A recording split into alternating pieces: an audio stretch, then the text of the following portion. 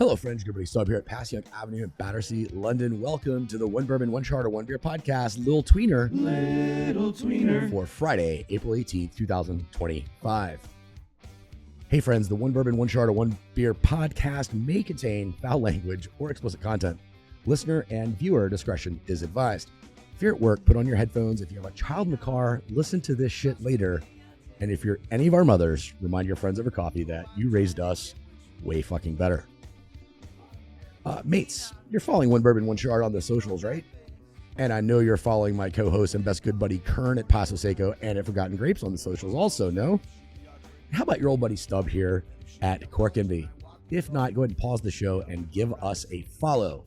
You'll see our daily Today and Music History videos, find out more about Paso Seco Sparkling Wine, the Forgotten Grapes Wine Club, and keep up with my worldwide gallivanting, imbibing, filming, photographing, and spreading joy. And I spread a lot of fucking joy around the planet, people. Friends, also, if you're just listening, don't forget I'm now providing video evidence of life with the podcast each week. So in addition to a feast for your ears, you can also get a feast for your eyes by checking out the weekly show on the Cork Envy YouTube channel. And remember, whatever happens behind me is really anyone's guess, but there are bright colors, attractive people, and the best American-style dive bar in London here at Passy Avenue, and I'm currently at the Battersea location. That's a lot of intro read now, isn't it? I guess you branch out a bit, you get more people and organizations behind you, and you have to chat them up a bit, don't you?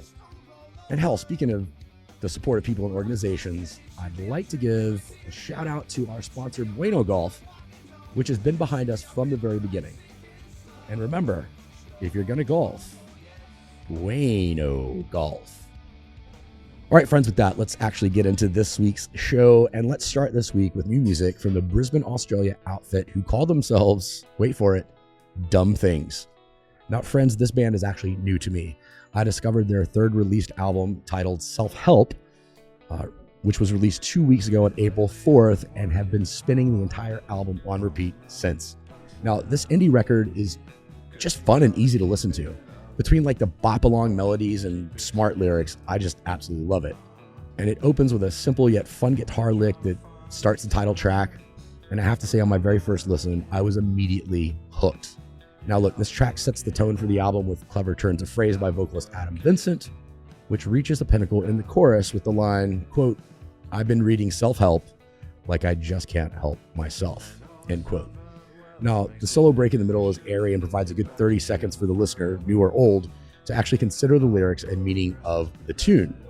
Now, I think overall this track is about a love lost due to the protagonist's own shortcomings.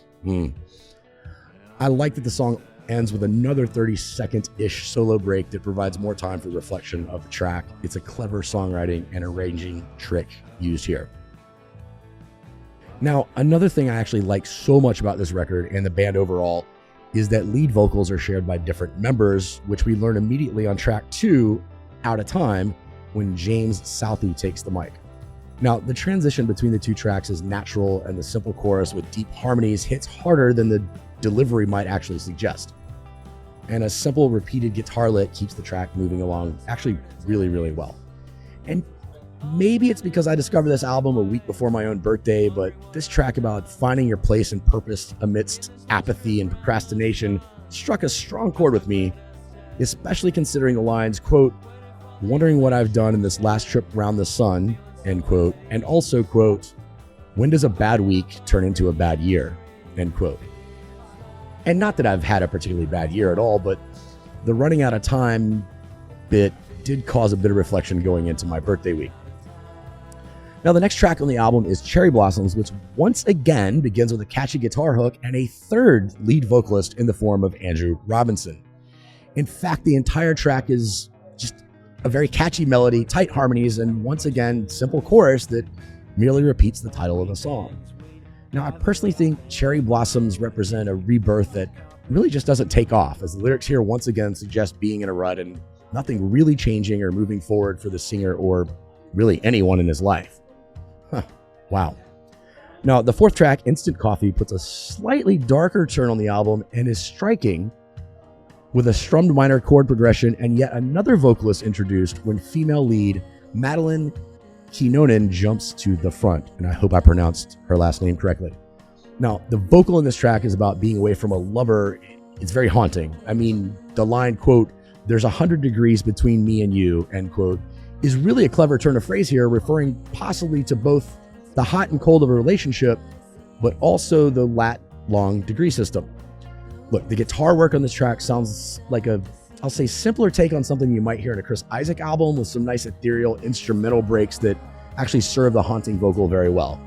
And there's an unresolved ending to the track. Friends, I love an unresolved musical progression to end a tune, especially when it adds to the story of the lyric. Now, track 5, Working It Out, finds James Southey back up front and builds on the feel of, I'll say, the first 2 tracks with a bit more instrumentation and I'll say heft to it, for lack of a better term. Now, the simple sounding lyrics tell a tale of stagnation and procrastination with a backing track that sounds like something you'd hear in a film where the protagonist walks through the forest or a park or along the beach. Like, the juxtaposition of the apathy of the lyric paired with the happy sounding track is actually quite striking here. Now, it's halfway through the album, friends. Let's have a sip. So the next track is Back Around, which really gets right into the song with a chorus lead vocal by Adam Vincent and just an overall upbeat feel. And hey, guess what? This track is also about apathy, and there's a catchy repeated guitar riff and harmonized chorus. Now, does that mean going in the second half of the album that it's pretty much the same track to track? Not really, but there's definitely a theme both lyrically and musically throughout this entire album. Now, this track also ends on an unresolved chord with a stop that is actually a little bit more abrupt than Instant Coffee. So next up is Windows and Doors, the second track on the album, with Madeline singing lead. So driving drums start the track under simple and catchy harmonized guitar licks. And once again, Madeline's vocal is perfect over the well-arranged track about, well, being alone and living with memories of lost love and regret. So next up is the song Insult to Injury, which comes across to me as a song you might actually hear like in a dingy basement club in the late 90s post-grunge era, with Adam Vincent delivering a haunting vocal once again. Friends, I absolutely fucking love this track. The line, quote, "Do you ever wish you could punch a memory, can't hit a memory," hits hard when you give it a little bit of thought. But the juxtaposition of the line, quote, "Did you ever wish you could throw your arms around a memory, can't squeeze a memory," in the next verse is actually fucking brilliant. So I guess this song is about hating and longing for a nostalgic past that shapes who we are.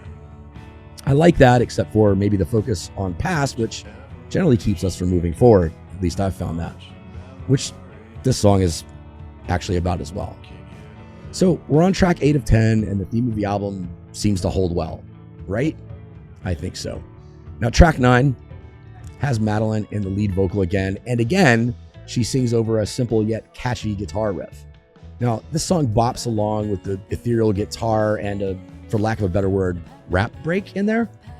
And what I haven't, uncharacteristically, mentioned yet is the bass work on this record. It's straightforward and prominent with just enough movement to complement the guitar work and the vocal of each individual track.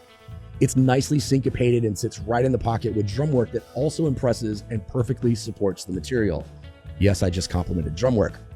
Now, the final track, Early Starts, also begins with a chorused guitar riff before drums, bass, and vocal jump in.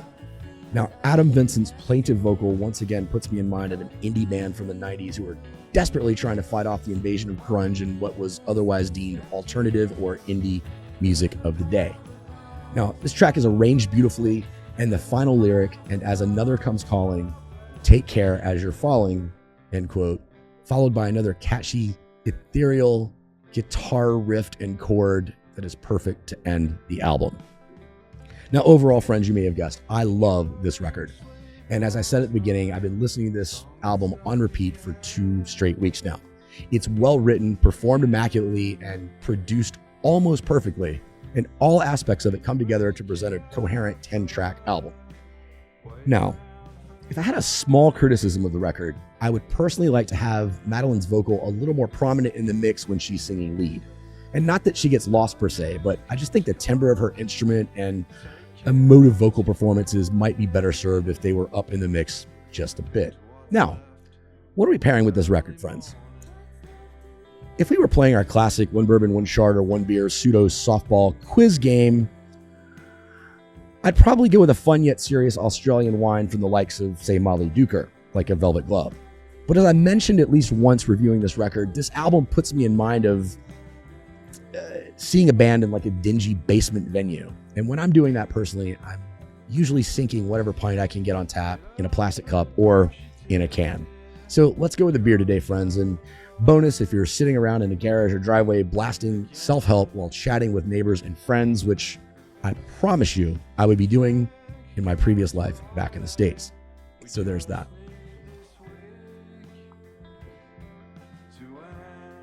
So friends, I'd also like to acknowledge that I skipped last week's episode and explain just a bit why.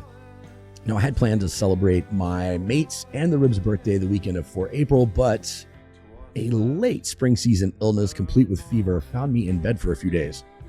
So last week was actually jammed with catching up on work a bit, as well as hosting our trivia night here at Passaic Avenue in Battersea, London, which we're doing monthly now if you're in London. Check our website or socials for that. And that was followed by starting a new project, one you'll hear about in the coming weeks, and then prepping for my birthday last weekend.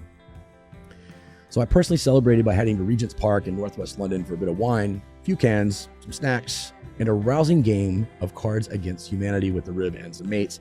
And as an aside here, friends, the UK version of Cards Against Humanity is absolutely fucking brilliant. Now, as the day turned into night, we of course found ourselves pub crawling through Camden and closing down the World's End Bar. And friends, if you've been to Camden, you know exactly where that bar is. Great bar upstairs, great music venue downstairs. So it was actually a great way to begin my, let's say 35th year, I can assure you. So with that, friends, let me thank all of you who personally reached out to wish me a happy birthday. Cheers to you. And then with that, friends, I think I'll bid you adieu for the week. Again, please make sure you're following us on the socials to keep up with all things current Stub and One Bourbon, One Chard, or One Beer. As always, thanks for listening, now watching, sharing, and commenting on the podcast. We really, really do appreciate it. So with that, friends, I'll say, until next time, remember to be nice, be safe, and be happy. Cheers, mates.